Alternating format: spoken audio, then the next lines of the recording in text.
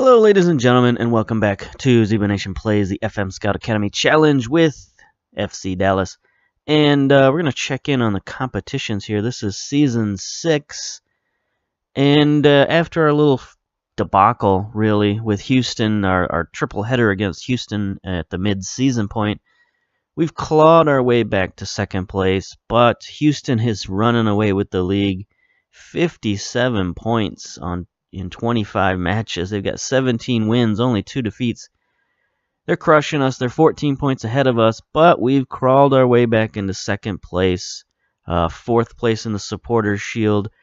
So I think our playoff spot is fairly well preserved. We're 10 points ahead of Real Salt Lake, who's in 7th place in the Western Conference. So I'm pretty confident we're going to make the playoffs. It's just a matter of what position do we finish in? I don't think Supporters' Shield is going to be an option this year with Houston blowing us out of the water the way they did and running away with the league. So we're going to switch focus here, and we're going to focus on the Champions League. That's right, it's Champions League time. We won the Supporters' Shield last season. That qualified us for the Champions League this season, and we're starting off with pool play here. We are in Group F, and this is a very, very good draw for us. Let's check out the Champions League in general. They've got several Mexican teams, America. We've got several MLS teams. I feel sorry for Montreal and NYC. They're in the same group. Los Angeles is here again. Tigres is here again, our affiliate team. So lots of good teams in here, but Group F is not the group of death this year. It's the group of Dallas, basically, because we're in here with Comunicaciones and Defense Force, and neither of these are really great teams. I mean, they're good for their leagues, but they're not really good. They're not as good as we are, quite frankly. So Comunicaciones is in the National League of Guatemala. And unfortunately, they have no real players. They got all scrubs. So hopefully we should be able to breeze past them. Although they do look to be running a diamond formation. I don't know if that's for real or not, but it seems to be what they're running. And I'll be honest with you, people are catching on with this diamond formation. Like, I've seen it everywhere now. The U.S. national team ran it. I was watching MLS yesterday. And I saw a couple of teams running the diamond formation, so it's the diamond formation is the new vogue in North American soccer, and I like to think that they're all just copying me and my success. But we'll let other people decide that. All right, so the other team in the division or in the group is Defense Force. They're from the Trinidad and Tobago Professional League. Don't see these guys very often, so it's actually kind of an accomplishment for them to even make the Champions League, so good on them. They don't have much better players than our other friends there at Comunicaciones, but they do have a couple of real players, a couple of youth players who are, they're actually looking pretty good here. They got fairly decent stats, so I think Defense Force might actually be our toughest opponent. But the point is, both of these teams, we should be able to get by both of these teams. Now, maybe it's just that we don't have these leagues loaded, so they don't have any real players, and that they're actually, better than I think they are. But as far as I'm concerned, they've got scrubs, and I've got real players, so I should be able to beat them. But that's to be decided on the field. The other thing you might notice is this little USA banner over here. I've been appointed manager of Team USA. I didn't expect that. I didn't go out for it. They just offered it to me. They're like, hey, you're our #1 choice for Team USA. Do you want the job? And I don't think that in the Academy Challenge we're actually supposed to do that. I don't think we're supposed to take on international duties, but I can't give up the opportunity. When USA comes calling, you gotta take up the banner, basically. So I'm gonna do that. I probably won't show that. It's just gonna be for my own fun. But that being said, let's get on with the Champions League here. Match preview. Our first matchup is with Comunicaciones. They've already played and beat Defense Force 2-0, it looks like. At least their goal differential was a 2-goal differential. So maybe Comunicaciones is a little better than I think they are, but we'll see about that. They're going a little bit here with the Stargate formation, so we got to watch out for that. Let's go to our team selection. I've already set this up ahead of time, running a bit of a rotated side, because if you check at the schedule, look at the schedule here. We've got Portland in just a couple of days, so we got to keep on track with our MLS standings. But we've got a pretty decent squad, so we're gonna rotate a little bit. I'm going to bring Sanchez back in goal. Ooh, excuse me. I'm going to bring Eaton in as a substitute on central defense. Van de Castile in at fullback. Searle in at deep line playmaker. Gonzalez in at advanced playmaker. And then Bracamontes in at poacher. We're going to go with control. So, it's a bit of a rotated side, sort of a 50-50 starters and rotation. But other than that, we should be able to come out with the win. Oh, there was a couple of transfers that I made. I made some trades. I don't know how you're going to feel about this. Let's look at our transfer history here. All transfers, all trades. So, we got rid of a couple of players. In the offseason, we got rid of our backup goalkeeper, Peter Begay. That's, I don't know that I pointed that out, but that definitely happened. We got a second round pick for him, and that's fine.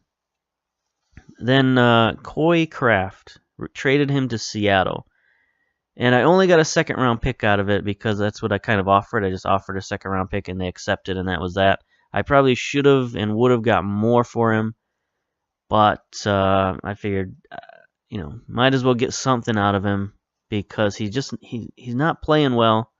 He was, sub 6.5 rating this year. Is just really bad, playing really bad, and he just wasn't contributing to the team, and he still had value, and Seattle wanted him, so I traded him. And then the same thing with Paxton Pomykal.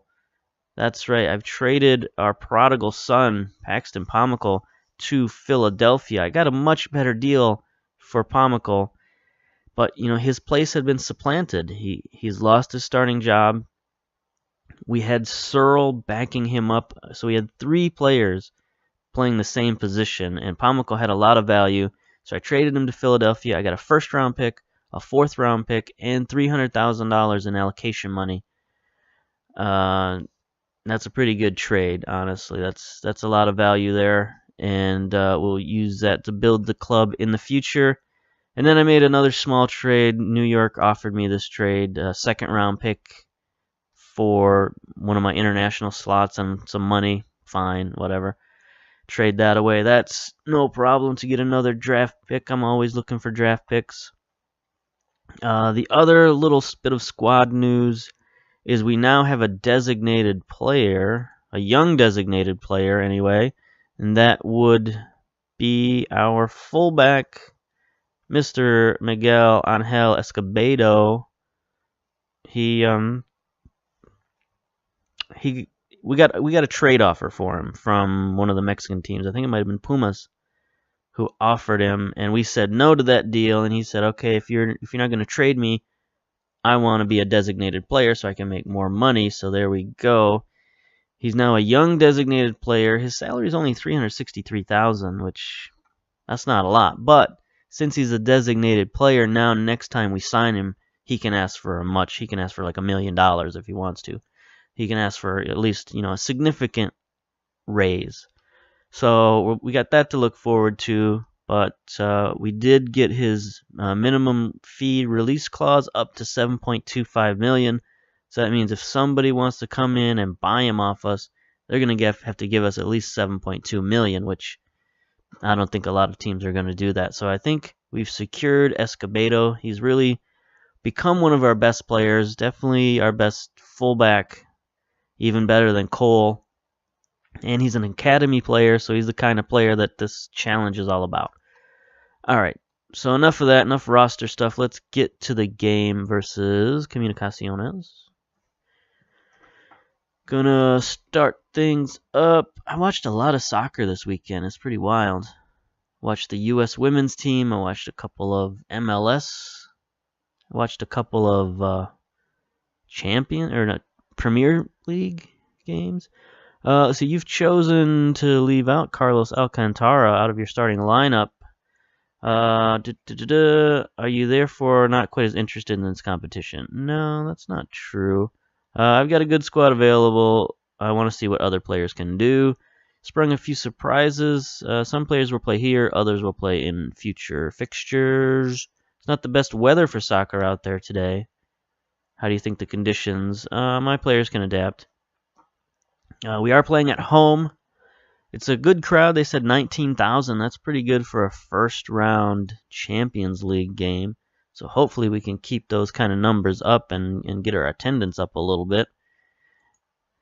Here we go. We'll close down on their advanced players just because it doesn't look like they're sending their fullbacks forward, so we should be all right. Pep talk, passionately. We are the favorites here. Instructions, we're going to control the ball, so let's not do that. We're going to go flexible shape. Let's be more expressive. Let's try to take it to them a little bit. Closing down, tighter marking, all that is good. And, yeah, let's start the match. I even watched a Mexican League game. It was on one of the Spanish channels, and I got this new app on my television that lets me just find sports, and you can actually sort by sports.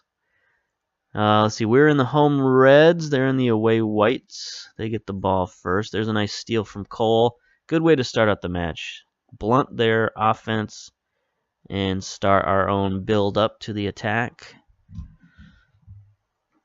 It looks like they're going to stay back defensively, so we'll see how this works. Here's our rookie, R. Gonzalez. Searle heads it over the net. Yeah, it is a pretty good crowd. I don't see a ton of empty seats here. If the upper bleachers are a little bit empty, but that's all right. All right, here they are on the attack now. Flores, sort of a weak attempt at a cross/shot. So that's fine. Oh yeah, we got Sanchez in goal, our young goalkeeper. Oh, there's a nice head on by Washington. To our rookie Gonzalez, our number 1 draft pick, fires it wide. That's fine. That's fine. Just good to see the aggressiveness here. We're winning our share of headers. If we can get more crosses in the box, we'll save that for the second half maybe. They seem to be keeping their defense back pretty well. We even got one guy here in like a sweeper position. He is staying well back. That was a terrible pass. Let's see if we can intercept this and send it into the net. You normally only see that happen on preseason games, but it's not going to happen here. But when a goalkeeper comes way out of the box like that, definitely can be disastrous. All right, Eloy, let's get it out wide to Cole. There we are. Cole doesn't go past his man like he should. Oh, here's Searle now, the left-footed midfielder. All right, you need to stop shooting that weakly if you're gonna shoot the ball. You gotta shoot it with some oomph. He dictates tempo. He looks for the pass rather than score. So I don't know what he's doing shooting the ball. He's going against his own abilities here. So Searle was one of the reasons that we were able to let Pomical go, because Searle's, an academy player as well, a little bit younger, had some potential, and had some abilities. He's basically identical to Pomical. I mean, there's almost no difference between Searle and Pomical. Both left footers. Both deep-lying playmakers. So, the roster made Pomical expendable, and we were able to get a lot of value out of him. It's like I'm trying to justify this to myself, but I feel pretty confident in what I've done. Here's Bailey centering to Washington. Oh, that was a good defensive play there by Navarro. Searle has it again to Ulloa. Is he going to take the shot? No, to Cole. Cole takes a wide shot. I would really love it if Cole crossed the ball a little bit more as well, but he doesn't really do that. We're struggling with numbers in the midfield. La-di-da-di-da. All right, Cole with the throw in on the near sideline. There's our young central defender, Eaton, playing the ball forward. Gonzalez has it down the sideline to Cole. Here's a cross that we need. Let's get it to Washington. Nope, Cole can't cross it. That is definitely one of the drawbacks to Cole.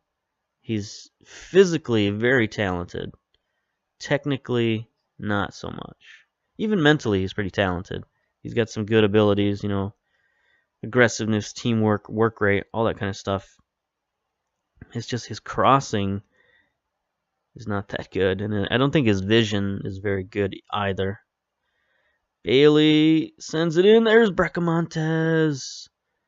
There he is, the draft pick from a couple of seasons ago. I believe he was a draft pick. I don't think he was an academy player. Anyway, that moves us up to first place. Not quite, because that's only one goal differential right now. But a nice cross from Bailey. Bracamontes just beats his man inside. That was a very, very nice play. All right, that puts us up 1. We should be able to control the match from here on out. Here's Gonzalez with a free kick. Off the wall, but that gets us a corner. Gonzalez again, the rookie. There's a header from There's too many Gonzalez on the field. At least we don't have our man in goal. Here's Ulloa with the throw, and we're getting a lot of highlights all of a sudden. There's Gonzalez again. Bracamontes with a sort of a weak shot, but Godoy is able to handle that one. See, I was watching the Mexican soccer, and it's very wide open. It's kind of different than what you'd see in MLS, and definitely the Premier League. Like, the Premier League is very closed down. It's very conservative with sort of bursts of brilliance. It's interesting to watch these different leagues from around the world and how they play, and just the Mexican teams were just up and down and back and forth. Just everybody, running at full speed and lots of different chances. Bracamontes looked offsides there. MLS is a little bit skittish. I think it's a little bit in between those two. A little bit more flashes, but not quite as disciplined as the Premier League. Not quite as, the talent isn't quite there. That's obvious. In terms of just skill with the ball, I think is what MLS lacks, and what U.S. soccer lacks in general. Really is just, they got decent athletes, and they've got players who know how to play, but it's just the skill with the ball isn't there. I think that's why people are so enamored with the youngster. There's Searle with the header. Let's check out that replay.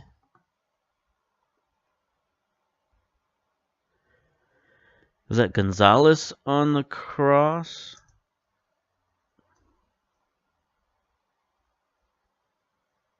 There it is. Nice goal. Nice goal.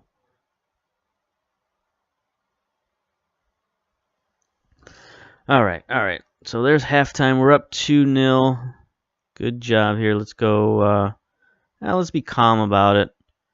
Very happy. Keep it going. Since we're already in the control structure here, I think we should be able to just do that. Maybe lower the tempo, retain possession. See if we can just grind out the second half. I don't think we'll need to rely on goal differential.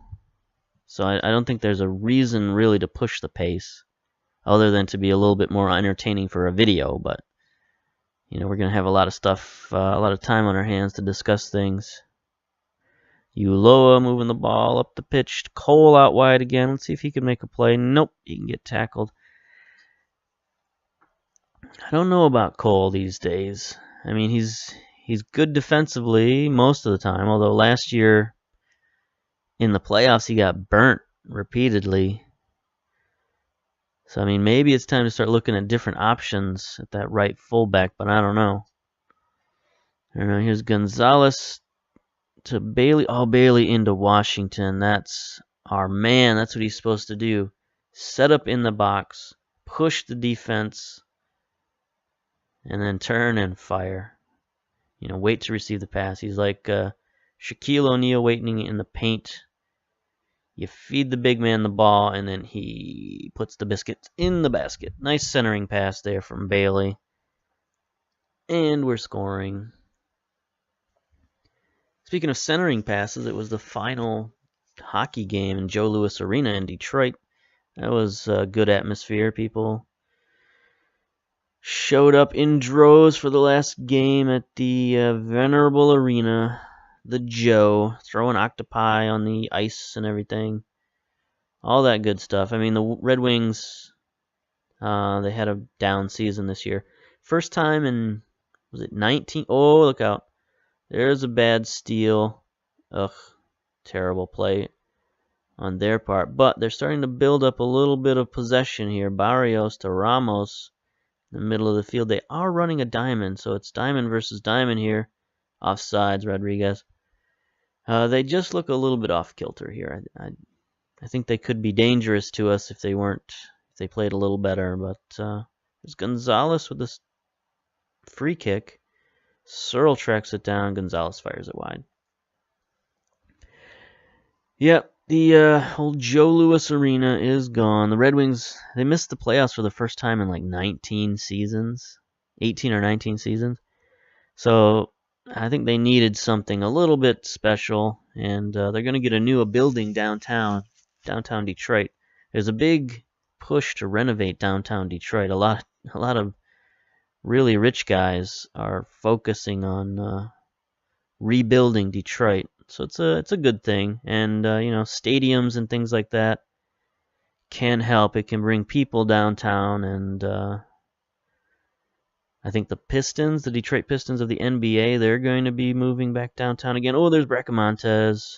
Cole gets an assist finally. All right, so we're pouring it on now. Second goal of the season for Bracamontes. 63rd minute. We go. Cole gets the pass from Ulloa. Bracamontes just standing there, basically at the penalty spot. Nobody around him. It's like shooting a free throw in basketball. All right, we got a couple of tired guys we could get out of there.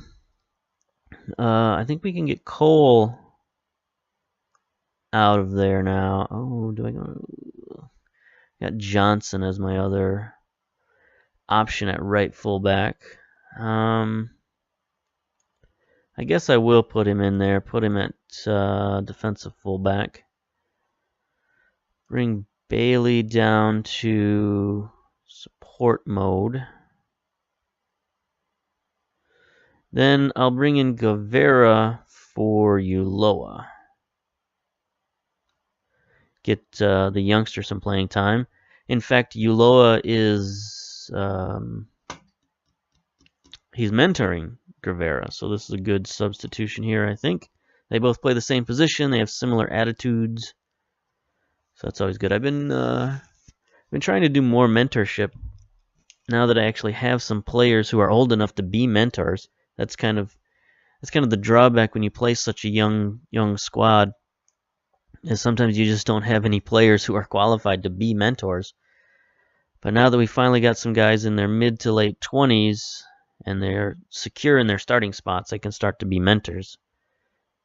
So guys like Escobedo and Alcantara and Ulloa and all these guys, they can finally start sharing some of the wisdom they've learned. There's Guevara.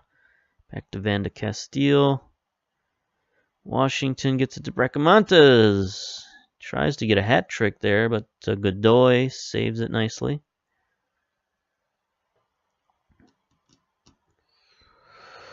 Caveira with the free kick. Interesting that he's taking that. He's got good long shot ability. He's got like 16 long shot. So that's why I'd rather play him at central midfield as opposed to defensive midfield, just because he could bring that extra little bit of offense. There's Searle out wide to Bailey. Gonna have to run our offense through Bailey now that we've subbed out Cole. Here's Gonzalez with the free kick from the right side. Goalkeeper missed it, but it was high. I kind of thought he might make that one. All right, so we're devolving here now that we got a 4-0 victory. I don't know what's worse, like victories like this or losing 4-0. Like, which is better for commentary? I'm not sure. Because if I was losing 4-0 like this and the game was just dragging on, I'd be moaning and complaining, and that might be fun. I don't know. You could revel in my heartbreak, but the fact that I'm winning this, all right, we got 10 seconds left in the match, so shouldn't have much more of this. But I'll have to find some more topics to talk about if I'm going to keep showing these games, because we should do this to every team in this group. So I don't know if I'm going to show all the games if it's not necessary. You know, maybe we'll wait to the next round to show some more games. But I'll play it by ear, and because I don't have much else coming up in terms of schedule. Let's check out the post-match analysis first. Escobedo did not play. Bailey, his substitute, won the man of the match. So that's pretty good. 2 assists, 9.0 rating, 9 interceptions, 6 headers, no tackles. I guess that's all right. Although fullbacks, you'd like to see him make a few tackles, but I guess he didn't really need to make any tackles. Stats-wise, take a look here at our ratings. Pretty good ratings all across the board here. Alex Johnson came in late, only had a 6.8 rating. But everybody else was pretty good. Oh, Guevara also only had a 6.8 rating. Another of our substitutes. So maybe it's something about being a substitute. You don't quite get, don't get the benefit of all these goals that we scored. All right. Anyways, a good match there. Let's take a look at what we got coming up. We got Portland next on the schedule. We won't show that game, but then we've got, you know, 1, 2, 3. Okay, so I don't think we'll get to the second round of the Champions League until next season. So maybe we'll come back, show the Defense Force game, just to get a feel for those guys, what they're all about. And, you know, if we crush them too badly, we'll skip their next game and maybe just show the final Comunicaciones game if it's necessary. If we're already up, you know, 3 games and we're going to automatically advance, I guess we'll just wait and show the final game of the season versus Toronto and see where we're at in terms of the MLS. So we'll figure that out. In the meantime, take a look at the emails here. All right. We're wasting time. All right, so see you next time. Bye.